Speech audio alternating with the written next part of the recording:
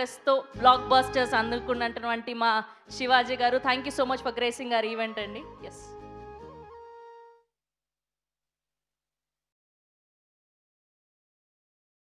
అందరికీ నమస్కారం అండి. ఆల్రెడీ గ్లాసులు కడిగేస్తున్నారు, వెనకాల కనపడతా ఉంది, బాగా లేట్ అయిపోయింది. రాజు వెడ్స్ రాంబాయ్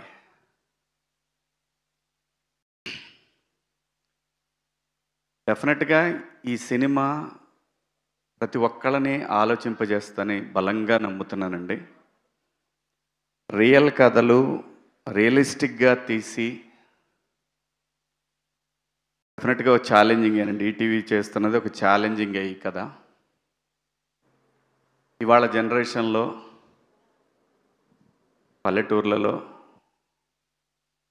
పిల్లలు ఎట్లా ఉంటున్నారంటే, పిల్లలంటే ఒక ఆటో వేసే అబ్బాయి, అదే ఊర్లో ఒక ఎంప్లాయీ కూతురు, వాళ్ళిద్దరిని ఎంకరేజ్ చేసే ఫ్రెండ్స్ ప్రతి ఊర్లో ఉంటారు. చాలా బలంగా చెప్పారు. బలంగా, ఎంత బలంగా అంటే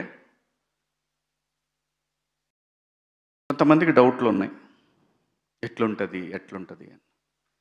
కథని నమ్మి నిజాయితీగా తీస్తే ఏ సినిమా కూడా మోసం చెయ్యదు. ఒక్కోసారి సినిమాలను ఏమంటారంటే, ఓకే పర్లేదు చూడొచ్చులే, క్లైమాక్స్ కొంచెం బాగుంటే. ఇవన్నీ సినిమాల గురించి మన ఎజంప్షన్స్ మాత్రమే. ఆడియన్స్కి తెలిసిన సినిమా వేరే ఉంటుంది, మనం చూసే సినిమా కాదు. అంత రియాలిటీకి దగ్గరగా వచ్చేసారు ఆడియన్స్. కాబట్టే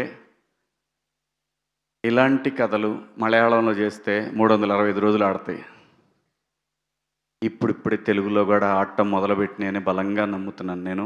ఈ సినిమా ఖచ్చితంగా అంతే బలంగా ఆడటానికి 100% స్కోప్ ఉంది. ఎక్కడా కూడా సాడ్ ఎండింగ్ లేదు సినిమా. కానీ రూరల్లో మనుషులు వాళ్ళ ఆలోచనలకి దగ్గరగా తీసుకువెళ్ళాడు, మరీ రియల్గా తీశాడు. చాలా గట్స్ ఉండాలి ఇలాంటి కథని తెరకెక్కించాలంటే, చాలా గట్స్ ఉండాలి. ఈ కథని ఒప్పుకోవడానికి ఆర్టిస్టులకి గట్స్ ఉండాలి. ఖచ్చితంగా అందరూ ప్రేమించి చాలా నమ్మకంతో ఈటీవీ యాజమాన్యం కూడా నమ్మి తీసిన కథ నేను చూశాను, నాకైతే నచ్చింది. నిజాన్ని చెప్పటానికి, నిర్భయంగా నిజాన్ని చెప్పటానికి కొంచెం సేపు తటపాయింటారించవచ్చు, కానీ నిజమైతే ఇది నిజమైన యథార్థమైనటువంటి ఒక కథ. ప్రేమ కథలు ఎన్నిసార్లు మనం ఆ మధ్య మొన్నొక్క కథ చూసాం, మన విజయ్ సేతుపతి ఫాదర్గా చేసిన సినిమా. ఆ కథ ప్రివ్యూ చూసిన వాళ్ళు ఎవరైనా సరే ఏంటి అనుకుంటారు. ఎందుకంటే మనం సినిమాల్లో పండిపోయాం. అది అలా కాకుండా ఇలా ఉంటే బాగుంటుంది, అలా ఉంటే బాగుంటుంది. ఆడియన్స్కి నచ్చింది, బలంగా నమ్ముతున్నాయి ఇది కూడా ఆడియన్స్కి నచ్చిద్ది అని. మళ్ళీ దానికి దీనికి సంబంధం ఉందనుకోకండి దయచేసి. ఆ మీమ్స్ ఏం వేయకండి, అలాంటిదేం లేదు దీంట్లో, అలాంటిదేం లేదు. కానీ ఆలోచింపజేసే విధంగా ఉంటుంది. కామెడీ ఉంది, మంచి పాటలు ఉన్నాయి, సురేష్ బొబ్బిలి గారి పాటలు, రూటెడ్ సాంగ్స్, మంచి మెలోడీ సాంగ్స్ ఉన్నాయి. ఇద్దరు బాగా చేశారు, హీరో హీరోయిన్ ఇద్దరు బాగా చేశారు. చైతన్య గారు కూడా చాలా బాగా చేశారు. మా బావ ఒక సీన్ చాలా బాగా చేశాడు, అది రిలీజ్ అయిన తర్వాత చెప్తా, మీకే తెలుస్తుంది మా బావ చేసిన సీన్ కూడా. అనితా చౌదరి గారు అయితే అసలు ఎరగొట్టేశారు, ఇద్దరు వైఫ్ అండ్ హస్బెండ్ వాళ్ళిద్దరు. అమ్మ మీరు హీరోయిన్ మదర్గా చేశారు కదా, చాలా బాగా చేశారు. మార్తాండ కూడా బాగా చేశాడు. లాస్ట్ సినిమా నేను అంటుంది డైరెక్షన్. అందరూ బాగా చేశారండి ఈ సినిమాలో, వాళ్ళ పాత్రలకు తగ్గట్టు అందరూ చాలా బాగా చేశారు. మిట్టపల్లి సురేందర్ గారు నా ఫేవరెట్ రైటర్. ఎన్ని పాటలు రాశారు, ఎన్ని పాటలు పాడారు. అవి ఉద్యమ సాంగ్స్ కావచ్చు, గొప్ప గొప్ప డివైన్ సాంగ్స్ కావచ్చు, మంచి సాంగ్స్, ఎన్ని సాంగ్స్. అలాగే ఈ సినిమాలో రాంబాయ్ సాంగు, నిజంగా ఇదే సాంగ్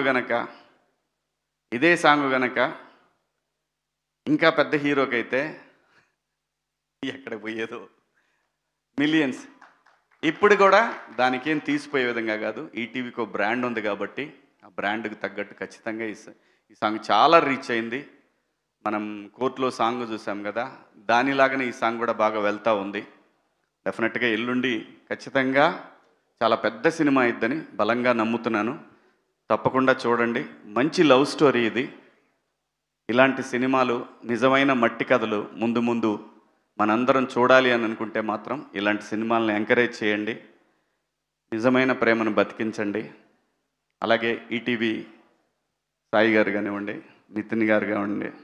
ఈ నితిన్ గారు అయితే ఎంత ప్రేమించాడంటే ఈ సినిమాని. ఏమంటే అంటే నేను ఇంకో సినిమా చేస్తున్నాను, వీళ్ళ బ్యానరే, నా సొంత ప్రొడక్షన్లో వీళ్ళ కథే.